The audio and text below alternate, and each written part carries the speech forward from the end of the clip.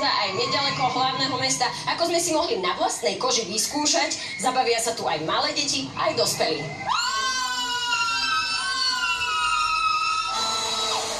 Nachádzame sa hodinu od Bratislavy, 60 km, 56 atrakcií sa nachádza v takých 4 svetoch, ktoré nie len možno zabavia, ale aj vzdelávajú. Syn mal narodeniny, tak sme mu dali takýto narodeninový darček. Dobrý darček. Hej, chodíme sem každý rok, vždy je to tu super a vždy sú nové veci tu.